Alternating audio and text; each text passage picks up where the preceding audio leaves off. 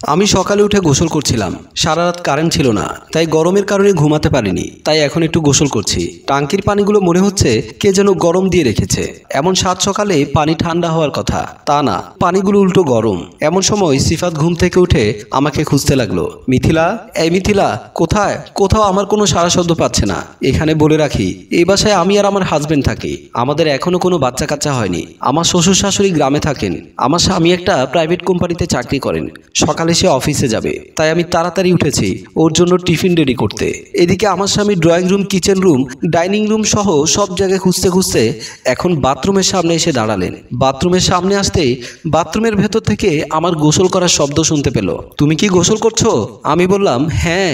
তাড়াতাড়ি বের হও, আমার চাপ পেয়েছে। অন্য বাথরুমে যাও। আমাদের বাসায় বাথরুম দুটি, যেহেতু আমরা দুজন মানুষ তাই একটা ব্যবহার করি, অন্যটা অফ থাকে। সিফাত বলল, ওই বাথরুমে আমি যাব না, তুমি তাড়াতাড়ি করে বের হও। আচ্ছা বাবা, তুমি একটু ওয়েট করো, আমি এক্ষুনি কাপড় চেঞ্জ করে আসছি। সিফাত ফ্লোরে হাঁটতে গিয়ে ফিল করতে পারলো আমি এখনো রুম ঝাড়ু দেইনি, তাই পাশে রাখা ঝাড়ু নিয়ে সে রুম ঝাড়ু দিতে লাগলো। এখানে একটি বিষয় আপনাদেরকে জানিয়ে রাখা ভালো, আমার স্বামী খুবই হেল্পফুল। সংসারের যে কোনো কাজে সে আমাকে সাহায্য করে। যেমন ধরুন, সেদিন আমি মাছ কুটতে গিয়ে হাত কেটে ফেলার কারণে আলু ছিলতে পারছিলাম না, কারণ আমার এক হাতে ব্যান্ডেজ করা ছিল। আমি এক হাত দিয়ে আলু ছিলছিলাম। এমন সময় সে এসে দেখলো আমার কষ্ট হচ্ছে। সাথে সাথে সে বাহিরে না গিয়ে আমাকে বলল, তুমি সরো, আমি ছিলে দিচ্ছি। তুমি না বাহিরে কোথায় জরুরি কাজে যাচ্ছ? বাহিরের কাজের চাইতে আমার বউকে সাহায্য করা জরুরি বলেই আমার হাত থেকে আলুটি নিয়ে এসে ছিলতে লাগলো। আর আমি তার পাশে বসে মনে মনে ভাবতে লাগলাম, আমার স্বামীর মতো এরকম আদর্শ স্বামী যদি সব মেয়ের কপালে জুটত, তাহলে পৃথিবীতে নারীর জন্ম সার্থক হতো। সিফাত রুম ঝাড়ু দিতে দিতে ড্রয়িং রুম সহ ঝাড়ু দিয়ে যখন দরজা খুলে দরজার সামনে ঝাড়ু দিতে লাগলেন, তখন আমাদের সামনের ফ্ল্যাটে রোকিয়া ভাবিও উনার রুমের ময়লা ঝাড়ু দিতে দিতে দরজা খুলে সামনে আসলেন। সিফাতের সেদিকে খেয়াল ছিল না। সিফাত আপন মনে ঝাড়ু দিচ্ছে। রোকিয়া ভাবি সিফাতের দিকে তাকিয়ে আছেন। ওনারাও স্বামী স্ত্রী দুজন থাকেন, আর একটা মাদ্রাসা পড়ুয়া ছোট ভাই আছে ওনাদের সাথে। রোকিয়া ভাবি স্বামীও একটা বেসরকারি প্রতিষ্ঠানে জব করেন। রোকিয়া ভাবি সিফাতের রুম ঝাড়ু দেয়া দেখে মনে মনে ভাবতে লাগলেন, মিথিলা ভাবি কতই সুখে আছেন। ওনার স্বামী ওনাকে সব কাজে হেল্প করে, আর আমার স্বামীটা চাকরি ছাড়া ঘরের একটা কাজও ছুঁয়ে দেখে না। আমি যদি মিথিলা ভাবির মতো এমন একটা স্বামী পেতাম, তাহলে আমার জীবনটা কতই না সুখের হতো। ধন্য মিথিলা ভাবি সিফাত ভাইয়ের মতো এমন একটা স্বামীর জন্য। এদিকে আমি গোসল সেরে মাথায় গামছা পেঁচিয়ে হাতে ভেজা কাপড় নিয়ে ড্রয়িং রুমের সামনে আসতে দেখলাম সিফাত পুরো বাসা ঝাড়ু দিয়ে ফেলেছে। সে দরজা বন্ধ করে পেছনে ফিরতেই আমাকে দেখে অপলক তাকিয়ে আছে। আমি বললাম, কি দেখছো অমন করে? সত্যি ভেজা শরীরে তোমাকে অনেক সুন্দর লাগে, মনে হয় যেন স্নিগ্ধ সকালে বৃষ্টি স্নাত সদ্য ফোটা কোনো গোলাপ কলি। সিফাতের মুখে এমন প্রশংসাগুলো আমার জন্য কমন ব্যাপার। সিফাত আমাকে অনেক ভালোবাসে, অনেক পছন্দ করে, সেটা আমি জানি। আমি বললাম, তুমি এত সাত সকালে উঠে রুম ঝাড়ু দেওয়ার দরকার কি? যখন তুমি বাথরুমে, তখন আমি বাহিরে দাঁড়িয়ে থেকে কি করব? তাই ভাবলাম তোমার কাজে একটু সাহায্য করি, রুমটা ঝাড়ু দিয়ে দিলাম। সংসারটা তো দুজনেরই, তাই না?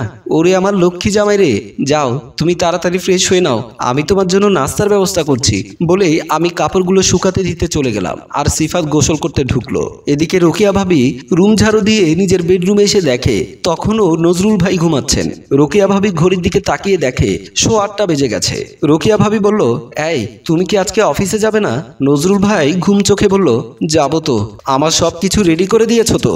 এখানে একটা কথা বলে রাখি, আমার স্বামী সিফাত যেরকম আমাকে সর্বক্ষেত্রে হেল্পফুল, নজরুল ভাই কিন্তু তার বিপরীত। ওনার কাজ হচ্ছে 9টা to 4টা অফিস করা, তাছাড়া সংসারে কোনো কাজই উনি করেন না। অফিস থেকে এসে হয়তো টিভি দেখবেন, না হয় পত্রিকা পড়বেন।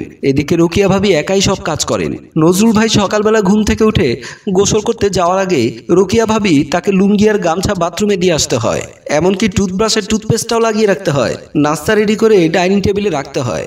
নজরুল ভাই যে পোশাক পরে অফিসে যাবেন, তাও আগের দিন রাত্রে রেডি করে ওয়াইড্রোফের উপরে রাখতে হয়। রোকিয়া ভাবি বলল, তোমার সব কিছু রেডি করা আছে, এখন 8:15 বাজে, তাড়াতাড়ি ওঠো বলেই রোকিয়া ভাবি রান্নাঘরের দিকে গেলেন স্বামীর জন্য নাস্তা রেডি করতে। রান্নাঘরে এসে আগে চা বসিয়ে দেওয়ার জন্য যখন চুলা ধরাতে যাবেন, তখন দেখলেন চুলা জ্বলছে না। উনি কয়েকবার সুইচ টিপলেন, তারপরে যখন আগুন ধরছে না, তখন গ্যাসের টাঙ্কিটা নেড়েচেড়ে দেখলেন ওখানে গ্যাস নেই। তাই উনি নিরুপায় হয়ে ফাহিমের রুমের দিকে গেলেন। ফাহিম হচ্ছে রোকেয়া ভাবির দেবর, সে একটা মাদ্রাসায় লেখাপড়া করে। ফাহিমের রুমে এসে দেখলেন ফাহিম তখনও ঘুমাচ্ছে। রোকেয়া ভাবি ফাহিমকে ডাকতে লাগলেন, ফাহিম, এই ফাহিম। ফাহিম ঘুম থেকে উঠে হাই তুলতে তুলতে বলল, ভাবি তোমাকে না কতদিন বলেছি দরজার বাহিরে থেকে আগে আমাকে ডাকতে, কেন তোর রুমে এসে ডাকলে সমস্যা কি? ভাবি আমি এখন সাবালক হয়েছি, কোনো নারী যদি আমার সতর দেখে তাহলে আমাকে জাহান্নামে যেতে হবে। ছোট থেকে তোকে আমি কোলে পিঠে করে বড় করেছি, তুই আমার সন্তানের মতো। সন্তান তো নয়, এখন কি জন্য রেখেছো বলো? দোকানে গিয়ে এক বোতল গ্যাস নিয়ে আয়, রান্নার গ্যাস শেষ হয়ে গেছে। ভাগ্য ভালো গতকাল রাতে আমি রুটিও ভাজি করে রেখেছিলাম, এখন চা করতে পারছি না। চা লাগবে না, আমরা রুটি ভাজি খেয়ে পানি খেয়ে আমি মাদ্রাসায় চলে যাব, আর ভাইজান অফিসে চলে যাবেন। তোর ভাই যে চা পাগলা মানুষ, চা না খেলে সে বাসা মাথায় তুলবে। ভাবি এখন যাও তো, আমি পারবো না, আমার মাদ্রাসায় দেরি হয়ে যাচ্ছে বলেই ফাহিম উঠে চলে গেল। রোকেয়া ভাবি নিরুপায় হয়ে আমার কাছে চলে আসলো। আমাদের দরজার সামনে এসে দেখলো দরজা খোলা। সিফাত বাসা ঝাড়ু দিতে গিয়ে দরজা লক না করে চলে এসেছেন। রোকেয়া ভাবি দরজা দিয়ে ঢুকে দেখলো ওখানে কেউ নেই। উনি ড্রয়িং রুম দিয়ে রান্নাঘরের দিকে আসতে দেখলো সিফাত গোসল ছেড়ে বালতিতে আমার কাপড় চোপড় কাচাচ্ছে। রোকেয়া ভাবি সিফাতের মেয়েদের কাপড় কাচানি দেখে অবাক হয়ে গেল।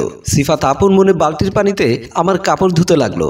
রোকেয়া ভাবি ওখান থেকে ডাইনিং রুমে এসে দেখলো আমি সিফাতের জন্য নাস্তা সাজাচ্ছি। আমি রোকেয়া ভাবিকে দেখে বললাম, ভাবি এমন সাত সকালে আপনি আমার এখানে?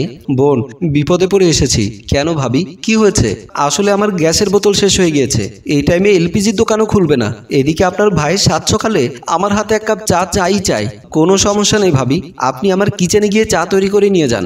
রোকেয়া ভাবি আমাকে ধন্যবাদ দিয়ে কিচেনের দিকে চলে গেল চা বানাতে। দুপুরের পর আমি খাওয়া দাওয়া করে ড্রয়িং রুমে সোফার উপরে শুয়ে শুয়ে মোবাইলে একটা নাটক দেখছিলাম। এমন সময় দেখলাম রোকেয়া ভাবি আসলো। রোকেয়া ভাবি এই টাইমে প্রায় সময় আমার বাসায় এসে আড্ডা দেন, কারণ ভাবিও একা, আমিও একা। ওনার দেবর মাদ্রাসা থেকে আসতে আসতে আসরের পর হয়। ওনার স্বামী অফিস থেকে যে টাইমে আসে আমার স্বামী সিফাতও একই টাইমে আসেন, আর মধ্যের সময় হয় আমি ওনার বাসায় যাই, না হয় উনি আমার বাসায় আসেন। রোকেয়া ভাবি বলল, মোবাইলে কি দেখা হচ্ছে? নাটক দেখছি ভাবি, মজার একটা নাটক। নাটকের নাম দুজনের সুখের সংসার। জানেন ভাবি, এই নাটকের স্বামীর ক্যারেক্টার হুবহু আমার সিফাতের মতো। আমার সিফাত যেরকম আমাকে কোনো কাজ করতে দেয় না, এই নাটকের হিরো তার স্ত্রীকে কোনো কাজ করতে দেয় না। বেশিরভাগ কাজই ওনারা দুজন মিলে করেন। রোকেয়া ভাবি একটা দীর্ঘশ্বাস ফেললো আর বলল, ঠিকই বলেছেন বোন, স্বামী যদি স্ত্রীকে সংসারের টুকিটাকি কাজে সহযোগিতা করে তাহলে স্ত্রীর মতো ভাগ্যবতী আর কেউ হয় না। সেক্ষেত্রে আপনি সত্যিই ভাগ্যবতী। সকালে দেখলাম উনি ঝাড়ু দিচ্ছে, কিছুক্ষণ পর দেখলাম আপনার কাপড় ধুয়ে দিচ্ছেন। এমন স্বামী কজন স্ত্রী পায়? আমি তখন গর্ব নিয়ে বললাম, শুধু সংসারের কাজ না ভাবি, আমার সিফাত আমি ছাড়া কিছুই বোঝে না। অনেক স্বামীরা আছে সাথে স্ত্রীকে নিয়ে মার্কেটে গেলে পাশে স্ত্রী থাকা সত্ত্বেও সে বিভিন্ন নারীর দিকে তাকায়, কিন্তু আমার সিফাত এই জীবনে আমাকে ছাড়া অন্য কারো নারীর দিকে ভুলেও তাকায়নি। সেক্ষেত্রে আমার নজরুলও খারাপ না, নারী ঘটিত কোনো সমস্যা তার মাঝেও নেই। এমন সময় আমার মোবাইলে একটা কল আসলো। ল্যান্ড ফোনের নাম্বার 02 দিয়ে শুরু, তাই বুঝতে পারলাম কোনো অফিস থেকে ফোন এসেছে। আমি মোবাইলটা রিসিভ করে কানে দেওয়ার সাথে সাথেই অপর প্রান্ত থেকে বলল, আপনি কি মিসেস সিফাত বলছেন? জি আমি মিসেস সিফাত বলছি, কিন্তু আপনি কে? অপর প্রান্তের লোকটি বলল, আমি রমনা থানার এসআই সাইফুল বলছিলাম। থানা থেকে ফোন করেছেন? কিন্তু কেন? একটু আগে আমরা একটা আবাসিক হোটেলে রেড দিয়ে আপনার স্বামীর সাথে ওনার অফিসের একজন কলিগকে আপত্তিকর অবস্থায় ধরেছি, তাই আপনি একটু থানায় আসুন, মুচলেখা দিয়ে ওনাকে নিয়ে যান। কথাটি শুনে আমার মাথায় যেন আকাশ ভেঙে পড়ল।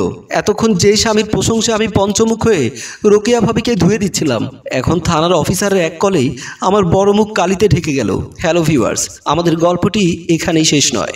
আপনার যদি এই গল্পের দ্বিতীয় পার্ট দেখতে চান তাহলে অবশ্যই কমেন্ট করে জানান। আমাদের কাছে আপনাদের মতামত অতীব গুরুত্বপূর্ণ। আমরা আপনাদের মতামতের উপরে ভিত্তি করে আগামী পরশু ঠিক এই টাইমে এই পেজে এই গল্পের দ্বিতীয় পর্ব নিয়ে হাজির হব, এবং আগামীকাল ঠিক দুপুর 2টায় এই পেজ থেকে লাইভে এসে আপনার মূল্যবান কমেন্ট আপনার নাম সহ পড়ে শোনাবো। আশা করি আপনি আগামীকাল দুপুর 2টায় আমাদের সাথে লাইভে যুক্ত হবেন। গল্পটি ভালো লাগলে শেয়ার করে আমাদেরকে উৎসাহিত করুন। ধন্যবাদ।